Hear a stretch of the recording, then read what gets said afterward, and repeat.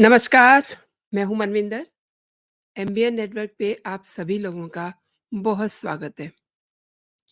Delhi high court और supreme court में 29 अप्रैल को यानी कि सोमवार को जो कुछ भी हुआ, उससे ये अंदाज़ हो रहा है कि दिल्ली के सीएम अरविंद केजरीवाल के लिए कुछ भी ठीक नहीं चल रहा है। यानी कि उनके लिए कुछ भी ठीक नहीं है, कोई भी अच्छी खबर नहीं है। और यही नहीं, केजरीवाल को हाई कोर्ट ने इस्तीफे पर कोई आदेश ना दे करके इनडायरेक्ट वे में उन्हें काफ़ी सारी दिक्कतों में फँसा दिया है। अब इसके बाद चर्चा हो रही है कि अरविंद केजरीवाल के बाद सीएम कौन होगा? कैसे सीएम का सिलेक्शन होगा? वहीं पर पहली बार प्रधानमंत्री नरेंद्र मोदी की तरफ से भी रिएक्शन सामने आ रही है। तो इस वीडियो में इसी पर बात होगी। इसलिए मेरा ये आग्रह है कि आप सभी जो इस वीडियो को देख रहे हैं, अपनी बहुत ही ऑनेस्ट राय, कमेंट, टिप्पणी कीजिएगा और ज़रूर कीजिएगा। अब आप देखिए कि सुप्रीम कोर्ट के सवालों को केजरीवाल की लीगल टीम काउंटर नहीं कर पा रही है। ऐसा सीन बन रहा है कि केजरीवाल आने वाले दिनों में इस कदर फँसने वाले हैं कानूनी पेचीदगियों में कि हर दिन उनके लिए नैरो होता जाएगा और end of the day jail से बाहर निकलने के रास्ते उनके लिए बहुत संकरे हो जाएँगे, कम हो जाएँगे। दिल्ली हाई कोर्ट से अर्ज़ी खारिज होने के बाद ये मैं थोड़ा-सा आपको फ्लैशबैक में लेके जा रही हूँ। जब उनकी अर्ज़ी खारिज होती है, तो ईडी केजरीवाल को गिरफ्तार करते हैं और बाद में सुनवाई के दौरान दिल्ली हाई कोर्ट का ये कहना था कि हमारे सामने पर्याप्त सबूत पेश किए गए हैं, हमने बयानों को देखा है, जो ये कहते हैं कि गोवा के चुनाव के लिए जो पैसा भेजा गया था, ये हाई कोर्ट कह रहा है, जो पैसा भेजा गया था, वो उसमें इन्वॉल्वमेंट केजरीवाल का था। और हाई कोर्ट का ये भी कहना था कि उन्हें संवैधानिक नैतिकता की फ़िक्र है, ना कि राजनीतिक नैतिकता की। अब आप ये समझिए कि ये कितनी गंभीर टिप्पणी है। अच्छा, ये जो फैसले होते हैं, ये एक तरह से नज़ीर का काम करते हैं। तो ये जो टिप्पणी हाई कोर्ट ने की है, ये बहुत ही महत्वपूर्ण है। एक और महत्वपूर्ण टिप्पणी थी मौजूदा केस में केंद्र और केजरीवाल के बीच में फ्रिक्शन नहीं है। कोर्ट ये कहना चाह रहा था कि बार-बार आम आदमी पार्टी की तरफ से ये सवाल उठ रहा है कि केंद्र प्रेशर कर रहा है।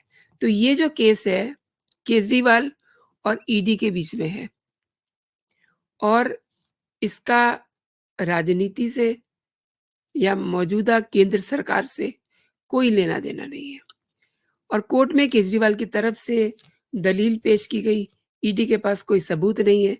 ये केजरीवाल की लीगल टीम का कहना था। केजरीवाल मनी लॉन्ड्रिंग में शामिल थे, ये कहना था दिल्ली के मुख्यमंत्री हवाला ट्रांज़ैक्शन कर रहे होंगे, ये एक हास्यास्पद बात है। ये कौन कह रहा था? ये केजरीवाल की तरफ से उनकी लीगल टीम कह रही थी कि ये कहना कि दिल्ली के मुख्यमंत्री हवाला ट्रांज़ैक्शन कर रहे होंगे, हास्यास्पद है।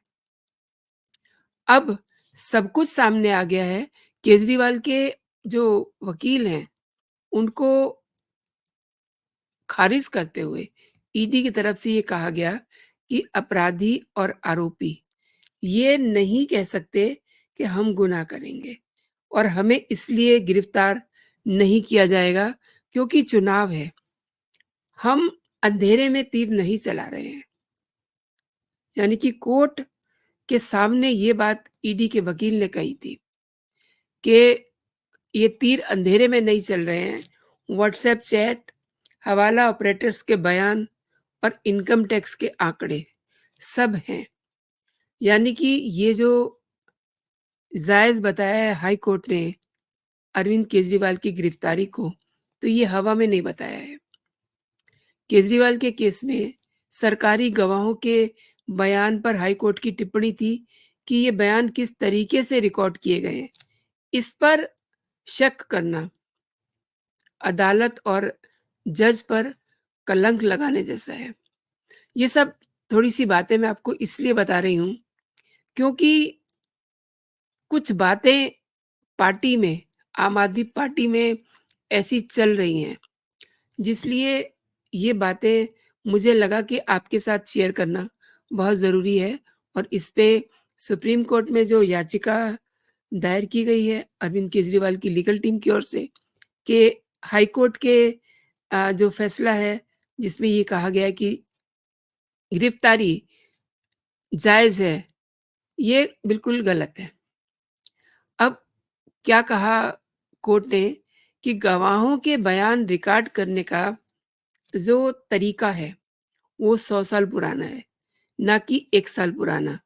और ऐसा नहीं है कि जो अपेलेंट है, उसको फँसाने के लिए इसका गलत इस्तेमाल किया जा सकता है, ऐसा नहीं है। और इसके बाद कोर्ट ने फैसला सुनाया।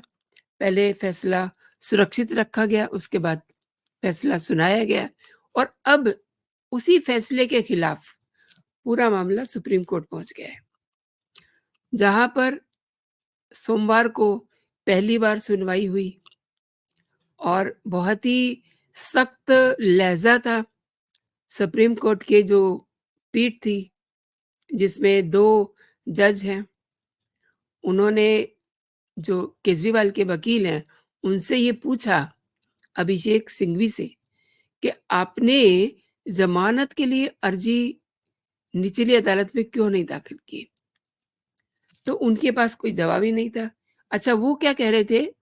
वो ये कह रहे थे कि मुख्यमंत्री की गिरफ्तारी जो है गैरकानूनी है, इसलिए हमने ज़मानत के लिए अप्लाई नहीं किया। मतलब अगर आप किसी चीज़ को जायज़ मानते हैं, तभी आप ज़मानत लेंगे ना।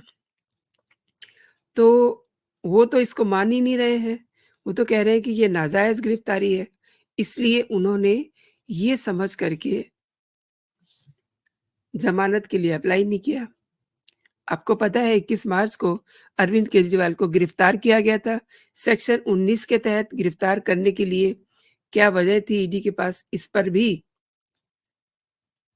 जो दस्तावेज़ हैं उस पे कोर्ट ने ये कहा कि इनसे, कोर्ट के सामने ये प्रस्तुत किया गया कि इनसे केजरीवाल का कोई लेना-देना नहीं है। यानी कि अब सुनवाई जो है कल भी होनी है, तो कल ईडी के जो वकील हैं वो पहुँचेंगे। आज तो केवल और केवल सिंघवी वहाँ थे, वही अपनी बातें रख रहे थे। तो सिंघवी ने कहा कि 19 सेक्शन 19 के तहत गिरफ्तार करने के लिए जो वजह ईडी के पास है, वो केजरीवाल से उनका कोई लेना-देना नहीं है। चलिए, ये उनकी सुनवाई होती है, बीच में कई और चीज़ें भी थी कि आपने सम्मन पे आप पहुँचे क्यों नहीं? अब ये आप सबको पता है कि अरविंद केजरीवाल को 9 सम्मन मिले थे एंड 10वां सम्मन ईडी अपने साथ लेके आई थी। अब आगे कहानी शुरू होती है। जैसा कि अक्सर मुख्यमंत्री की गिरफ्तारी के समय होता है, ईडी ने इनको पूरा मौका दिया कि ये अपना रिज़ाइन लिखें, लेकिन अरविंद केजरीवाल ने कहा कि नहीं, मैं रिज़ाइन नहीं लिखूँगा, मेरे साथ आप गलत कर रहे हैं। और फिर एंड ऑफ द डे उनको टीम ले गई थी। अब चूँकि मुख्यमंत्री जेल में है, ऑब्वियसली बार-बार आज भी संजय सिंह ने ये कहा कि इस्तीफ़ा नहीं देंगे केजरीवाल, बिल्कुल नहीं देंगे।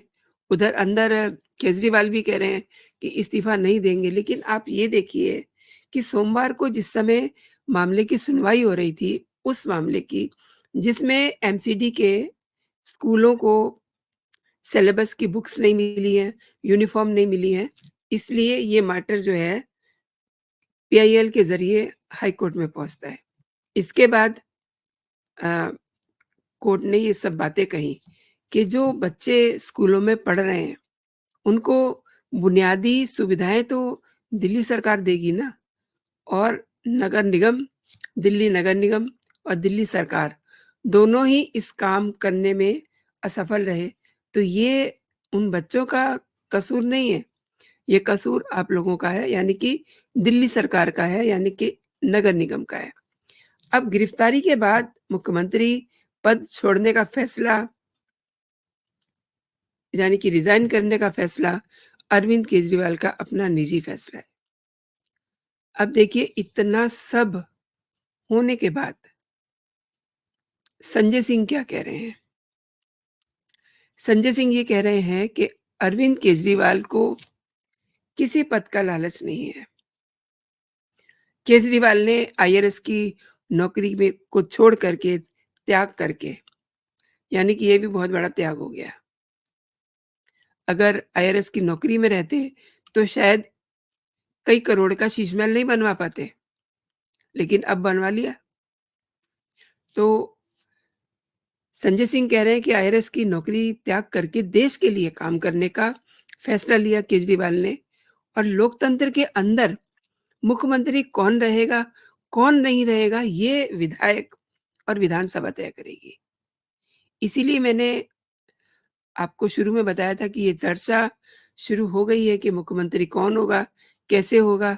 तो ये मैंने इसीलिए कहा था क्योंकि हर बात में अपनी बात ऊपर रखनी, पहले रखनी और चिल्ला के रखनी, ये काम केवल और केवल आम आदमी पार्टी में संजय सिंह ही करते हैं। तो ये उन्होंने सोमवार को कर दिया, और संजय सिंह ने कहा कि विधायकों का ये फैसला है कि जेल से सरकार चलेगी, इसलिए केजरीवाल के काम को देश के लिए उदाहरण के तौर पे पेश किया जाता है। अब इससे बड़ी बात और इसके बाद क्या बात रह जाती है? लेकिन मैं आपको बताती हूँ कि अरविंद केजरीवाल के जेल भेजे जाने के बाद पहली बार प्रधानमंत्री नरेंद्र मोदी का बयान आया है, और मोदी ने केजरीवाल की गिरफ्तारी को लेकर के बीजेपी के नैरेटिव पर मोहर लगाई है। बीजेपी ने क्या कहा था? उनका कहना था कि ईडी ने कोर्ट के कहने पर केजरीवाल को गिरफ्तार किया है, ना कि आम आदमी पार्टी के नेता या किसी और के कहने पर। ये आम आदमी पार्टी के जो नेता हैं, ये हमेशा बीजेपी को और मोदी को सुबह-सुबह निशाना बनाते हैं। तो उन्होंने पहली बार ये क्लियर किया कि इसको ईडी ने कोर्ट के कहने पर गिरफ्तार किया है। एक्चुअली क्या बात हुई है, एक इंटरव्यू में प्रधानमंत्री नरेंद्र मोदी से दिल्ली के मुख्यमंत्री अरविंद केजरीवाल की गिरफ्तारी को लेकर के सवाल पूछा गया। अब जब गिरफ्तारी की बात होती है, तो उनके रिज़ाइन की भी बात साथ में होती है। तो मोदी जी से ये जानने की कोशिश की गई कि क्या ये परंपरा के खिलाफ नहीं है, और ये चीज़ कहीं मिसाल तो नहीं बनने जा रही। अब देखिए, अभी मैंने आपको बताया ना कि संजय सिंह क्या कह रहे हैं। संजय सिंह ये कह रहे हैं कि अरविंद केजरीवाल जेल से ही काम करेंगे, और देश के लिए ये एक उदाहरण के तौर पे पेश किया जाता है। और अब जो सवाल हो रहे हैं प्रधानमंत्री से, किस तरीके से उन्होंने इसका जवाब दिया है, इसमें सारी बातें छिपी हुई हैं। प्रधानमंत्री नरेंद्र मोदी ने कहा, क्योंकि वो हमेशा आशावादी रहते हैं, उन्होंने कहा ये मिसाल नहीं बनेगा। आप गौर कीजिए दोस्तों, उनके शब्दों पे उन्होंने कहा कि ये मिसाल नहीं बनेगा, और उन्हें लगता है कि राजनेताओं में नैतिकता की इतनी कमी नहीं है कि वो इस हद तक जाएँगे। आखिर मोदी केजरीवाल के किस हद तक जाने की बात कर रहे हैं, ये भी समझ लीजिए। अरविंद केजरीवाल पर भ्रष्टाचार का आरोप लगा है। ईडी का आरोप है दिल्ली शराब नीति केस में रिश्वत ली गई है, और पूरे मामले के मास्टरमाइंड, किंग पिन केजरीवाल ही हैं। इस मामले में गिरफ्तार राज्यसभा सांसद संजय सिंह जमानत पर जेल से रिहा हो चुके हैं, लेकिन दिल्ली के डिप्टी सीएम मनीष सिसोदिया भी जेल में हैं। तो अब आप ये देखिए प्रधानमंत्री नरेंद्र मोदी ने जो इशारा किया है, वो इशारा वही है जो कोर्ट का है। उन्होंने कहा कि राजनेताओं में नैतिकता की इतनी कमी नहीं होगी कि वो इस हद तक जाएँगे। इसमें सारी बातें छिपी हुई हैं। अच्छा, कोर्ट ने 2 बार इस बात को कहा है। हालाँकि कोर्ट ने फटकार भी लगाई है केजरीवाल को कि वो अपनी कुर्सी, अपने पद से चिपके हुए हैं और राष्ट्र हित को अलग रख कर के अपने हित को, स्वहित को आगे रख रहे हैं। ये अच्छी बात नहीं है। लेकिन इसके बावजूद ये नहीं कहा उन्होंने कि आप रिज़ाइन दीजिए, और सोमवार को भी हाई कोर्ट ने ये नहीं कहा। उन्होंने कहा कि रिज़ाइन करना उनका निजी फैसला है। अच्छा, ये तो मुख्यमंत्री हैं। किसी और भी छोटे-मोटे कर्मचारी, उसको भी आप ज़बरदस्ती रिज़ाइन नहीं करवा सकते। ये उसका अपना निजी फ़ैसला होता है। वो रिज़ाइन करे या ना करे। नहीं करेगा तो परेशानियाँ उसके लिए भी पैदा होंगी, और जिस संस्था के साथ वो जुड़ा हुआ है, उसके लिए भी ऑब्वियसली प्रॉब्लम्स होंगी। अब ये बात जो है, अगर नरेंद्र मोदी कह रहे हैं कि ये मिसाल नहीं बनेगा, और उन्हें ये लगता है कि राजनेताओं में नैतिकता की कमी नहीं है, तो मैं अपनी बात आपको बताऊँ, अगर हमारे संविधान में ये नहीं लिखा हुआ कि किसी भी मुख्यमंत्री को किससे रिज़ाइन लिया जाए तब वो जेल जाएगा। तो इसका मतलब ये है कि जो उस समय के संविधान लिखने वाली टीम होगी, उनको ये नहीं पता होगा कि राजनेताओं की नैतिकता में इतनी कमी आ जाएगी। द सेम, अब मोदी ने भी यही कहा है कि राजनेताओं में नैतिकता की इतनी कमी नहीं होगी, वो इस हद तक नहीं जाएँगे। लेकिन सवाल वही है कि आखिर मोदी जी भी केजरीवाल के किस हद तक जाने की बात कर रहे हैं? सब कुछ सबको पता है, लेकिन बेशर्मी की कोई हद होती है। जो प्रधानमंत्री हैं, वो, उन्हें पता है उन्हें क्या बोलना है, और उनके हर शब्द का मतलब होता है। अब आप ये समझ लीजिए कि आने वाले जो दिन हैं, जो ये संजय सिंह कह रहे हैं कि विधायक फैसला लेंगे, जेल से सरकार चलेगी। इसलिए केजरीवाल के काम को देश के लिए अनुकरणीय उदाहरण के तौर पे पेश किया जाएगा। और अब इसके तो बहुत सारे मतलब हो गए कि हर जो जेल जाएगा। अच्छा, एक चीज़ और है, आप ये नहीं कभी सोचते, कई बार मैं देखती हूँ कि इन्होंने इस्तीफ़ा लिया, मनीष सिसोदिया से इन्होंने इस्तीफ़ा लिया, सत्येंद्र जैन से। अब जब अपनी बारी आई तो इन्होंने इस्तीफ़ा नहीं दिया।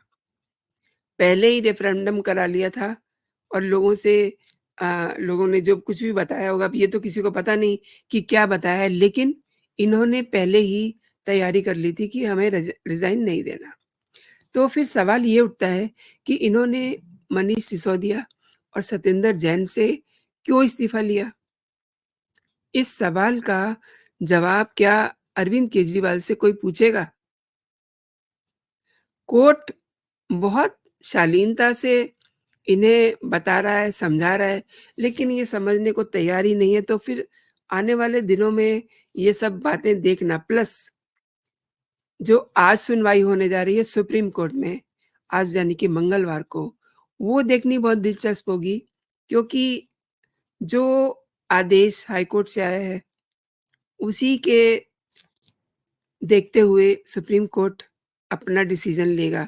अब डिसीज़न लेगा या अपने पास सुरक्षित रख लेगा, ये सब देखना बहुत दिलचस्प होगा दोस्तों। आपने पूरा वीडियो मेरे साथ देखा, आपका बहुत धन्यवाद।